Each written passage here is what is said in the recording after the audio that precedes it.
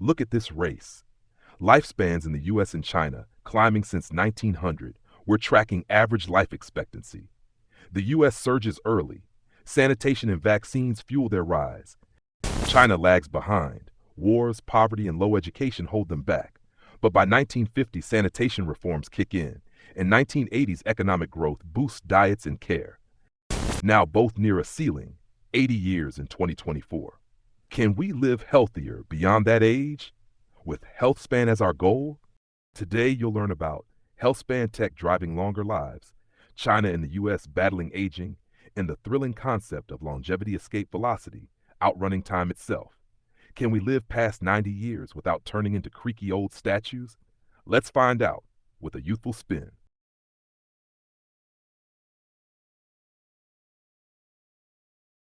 Behold the tech tree of healthspan, a vast forest of ideas where even simple innovations become tools to push back the tide of aging. Two paths emerge from its roots: the physical path, where we manipulate materials, biology, and genes, shaping life itself, and the abstract path, where information becomes insight, where algorithms and AI decode the mysteries of longevity. It began humbly, with hygiene, a quiet revolution that slashed infections and saved millions. Vaccines followed, conquering smallpox and adding a decade to the human lifespan. Then antibiotics, an invisible army against bacterial threats. And slowly, public health reforms, clean water, smoking bans, better nutrition, laid the groundwork for a healthier world. But beneath all that progress, aging marches on. Its roots are deep, woven into the fabric of biology, and three forces drive its relentless advance. First, DNA damage, a silent thief. Over time, ultraviolet rays, environmental toxins, even random copying errors begin to fracture the genetic script. Each time a cell replicates, the copy grows a little less true. The story of you becomes harder to read, and as cells weaken, aging accelerates. Second, cellular senescence. These are the zombie cells. They've stopped dividing, but refuse to die. Instead, they linger, leaking toxins, flooding nearby tissue with inflammatory signals. They don't just slow the body down, they actively harm it. And third, mitochondrial dysfunction, the cell's batteries, tiny power plants that fuel everything we do. When we're young, they hum with energy. But as we age, they begin to sputter. Reactive oxygen leaks out like a toxic fuel spill, scorching cells from the inside out. Vitality fades, and decline sets in. Scientists now see these three forces not as fate, but as targets. Aging is no longer just a natural process. It's a challenge to be solved, and technology is rising to meet it.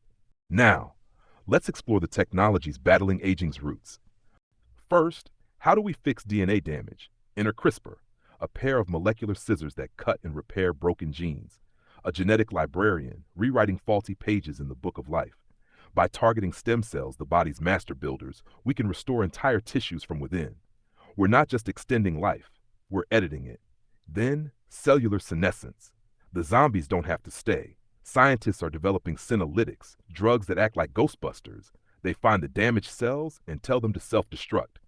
A natural process called apoptosis. Clear the zombies, reduce inflammation, give healthy cells room to thrive. And finally, the mitochondria. To restore the cell's energy, researchers are focusing on a molecule called NAD+. It's like fuel for the cellular engine. More NAD+, more energy. But it's not just about topping off the tank. It's about preventing the leaks, calming the internal fire, and keeping the whole system running longer. From hygiene to gene editing, from clean water to cellular cleanup crews, humanity is building a technological canopy over the forest of aging. Before we dive into how the United States and China are confronting the silent storm of aging, let's start with a thought. Some private companies and scientists in both countries, especially in the US, might want us to believe that anti-aging technologies are just around the corner. The promise? A future where death itself becomes optional and the flow of investment money becomes eternal. But while private companies chase the dream of immortality, public institutions may be more grounded. Their mission is simpler and maybe more urgent: to fight aging by fighting disease, to keep people healthy for longer. So how are these two global powers responding to this slow-moving crisis that touches millions of lives? Let's begin with the scale of the challenge. In the United States, over 16 million people have passed the age of 75. In China, the number is closer to 30 million. At that age, the body becomes more fragile, and chronic diseases like cancer and heart failure strike with terrifying consistency. That's why both nations are pouring resources into one powerful idea, extending not just how long we live, but how long we live well. That's what scientists call healthspan, the number of years we spend in good health, with bodies and minds that still serve us. To make that happen, researchers are zeroing in on the three biological troublemakers we mentioned before: DNA damage, cellular senescence, and mitochondrial dysfunction. But before we get to those, let's lay the groundwork with a few key insights. In the US, the average health span is about 64 years. That means most Americans enjoy 64 years of good health before age-related decline begins to take its toll. In China, the number is slightly better, 65 healthy years. That's a notable achievement, especially considering that Chinese lifespans are on average a bit shorter than in the US. In other words, people in China may not live quite as long, but they tend to stay healthier while they're alive. Each country faces unique challenges. In the US, healthcare is expensive and often out of reach, and obesity, affecting 42% of adults, acts like a weight strapped to the nation's aging process, pulling it down faster.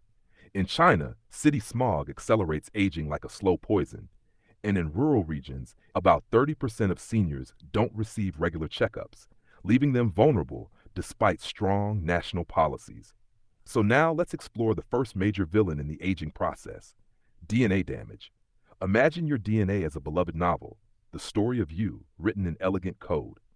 As you age, those pages begin to fade. Letters get smudged, sentences break, until the story becomes harder and harder to read. In the United States, companies like Altos Labs, backed by Jeff Bezos and billions in funding, are trying to rewrite those pages. Their approach? Epigenetic reprogramming, a technology that resets your DNA to a younger state, as if restoring an old book to mint condition. In 2024, they tested this on mice, and the results were stunning: a 20% increase in health span. If that translated to humans, it could mean 14 more years of good, healthy life. But there's a catch. These therapies will likely be expensive, perhaps only available to the wealthiest. For now, the future of DNA rejuvenation may be written for the few, not the many. Meanwhile, in China, the focus is on prevention. BGI Genomics, a global leader in gene sequencing, is using artificial intelligence to read the future written in your genes. Like a cellular crystal ball, their systems analyze DNA to predict age-related risks before they strike. This work ties directly into the government's Healthy China 2030 plan, a sweeping vision that blends AI, diagnostics, and wearable tech to create a health system that acts early and acts smart. Now, let's move to the second culprit of aging: cellular senescence. These are the so-called zombie cells, damaged cells that don't die when they should. Instead, they linger, releasing toxic signals that trigger inflammation, like sparks igniting a wildfire inside your body.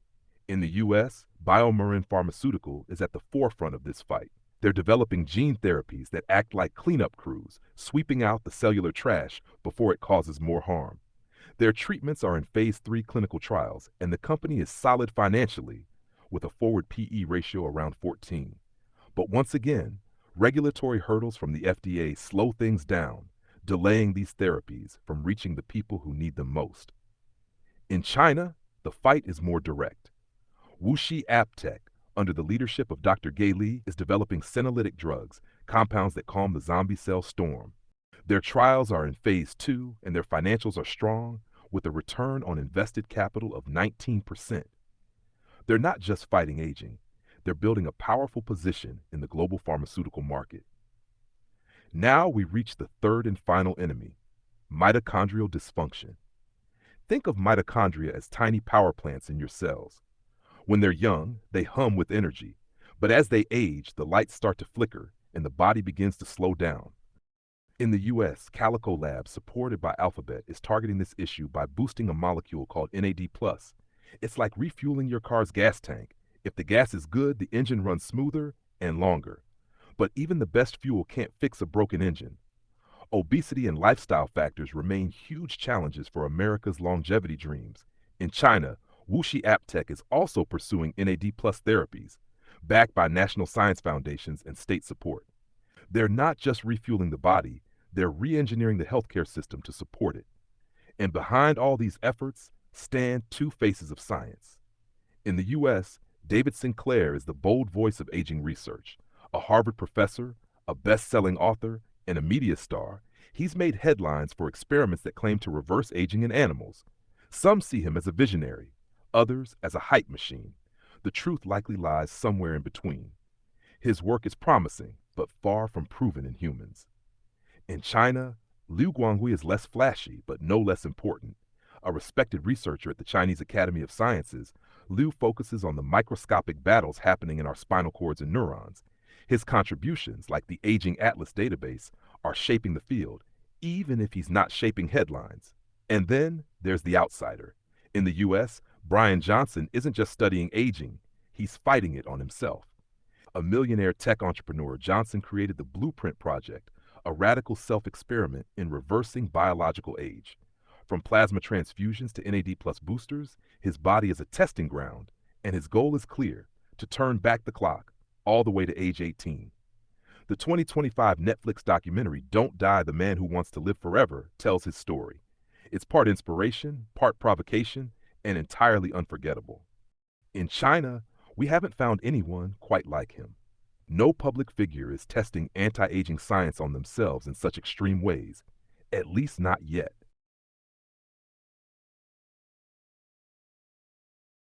And now, the grand finale, longevity escape velocity.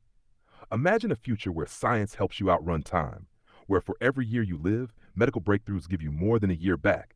It's not just about living longer, but living better, staying sharp, active, and pain-free. Sounds like sci-fi? Let's break it down. So what is longevity escape velocity? It's the idea that technology could one day slow and eventually reverse aging, faster than time can do damage. Think of it like this: you're 72, and based on today's science, you've got 8 good years left. Then a new therapy rolls out, and now it's 9. A year later, another breakthrough. Suddenly it's 10. You're aging, but science is buying you more time than you're losing. That's escape velocity. The term was coined by aging researcher Aubrey de Grey and championed by futurist Ray Kurzweil. Yes, the same guy who predicted the rise of AI back in the early 2000s. De Grey believes we might hit this escape point as soon as 2036, based on animal studies, where lifespans have already doubled. But hold on, should we start planning for immortality? Not quite. Critics argue there might be a hard biological limit around 122 years, the current human record. And remember, most of the gains in the last century, from age 40 to 80, came from basic public health. Clean water, vaccines, better food, those raise the average, not the maximum. And what we're chasing now isn't just more candles on a cake. It's more years of quality, more health span, not just lifespan. So what's driving the hope? Beyond the previously mentioned advancements in CRISPR, Senolytics, and NAD plus therapies, the factor here is, of course, AI.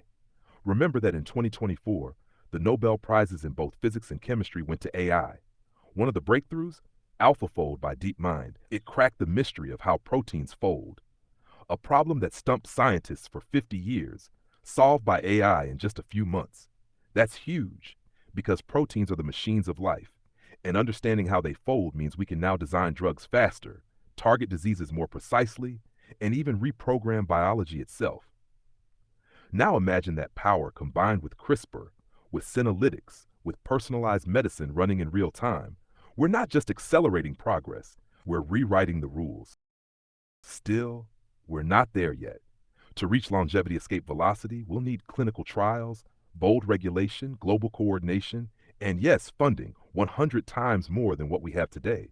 But if we do it right, by 2040, we might not just slow aging, we might reverse it. That means decades of extra life, not frail, not bedridden, but strong, independent, and full of energy. So is it possible? As groundbreaking research accelerates, as AI transforms medicine, and as aging begins to look more like a technical problem than a destiny, the real question may no longer be if, but when. Stay tuned.